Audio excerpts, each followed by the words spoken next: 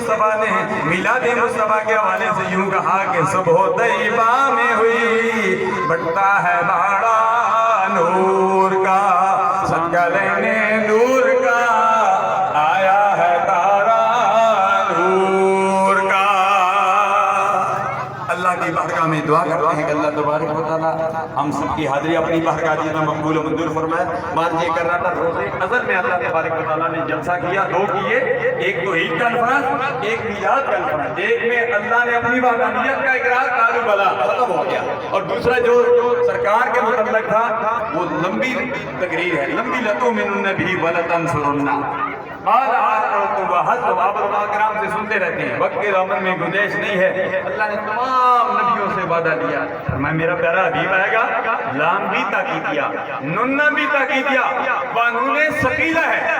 الحمدللہ آپ بھی درس نظامی پڑھا رہا ہوں، آن لائن بھی پڑھا رہا ہوں، ویسے بھی پڑھا رہا ہوں، اور جامعہ قادریہ کانے میں 4 سال تک پڑھاتا رہا۔ آج میں جواہر تصویر جو پہلی کتاب میں نے 92 میں لکھی تھی، اس کتاب کے حوالے سے ذکر کر رہا تھا، جس پر تقریر نبات کو مفتی محمد محمد صادق صاحب نے لکھی ہے، پیر حافظ عبدالحق صاحب نے لکھی ہے، پیر حافظ سلطان محمود صاحب نے لکھی ہے۔ ہم نے الحمدللہ ان لوگوں کے ساتھ وقت گزارا ہے، تو الحمدللہ یہ لوگ وہ تھے جن کے دل میں درد تھا، اور ہمیں بھی درد دیا۔ کیا درد دیا؟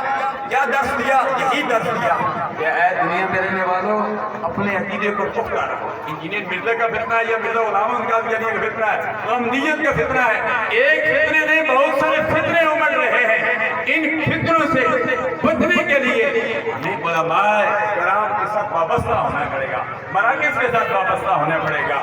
ضرورت اس امر کی ہے کہ ہم مراکز کے ساتھ بھی وابستہ رہیں، سرکار کا میلاد بھی منائیں۔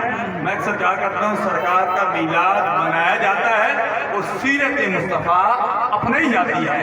سرکار کا میلاد بھی مناؤ اور سیرت مصطفیٰ اپناؤ۔ سیرت مصطفیٰ 63 سالہ زندگی کا نام ہے، حقوق اللہ حقوق العباد کی پاسداری کا نام ہے۔ سرکار اپنے قرار صلی اللہ علیہ وسلم نے ہماری ہر موقع پر رہنمائی کی ہے۔ اللہ تبارک و تعالیٰ کی بارگاہ میں دعا کرتے ہیں کہ اللہ تبارک و تعالیٰ پوری امت مسلمہ کی خیر فرمائے۔ دعا بھی کرتے ہیں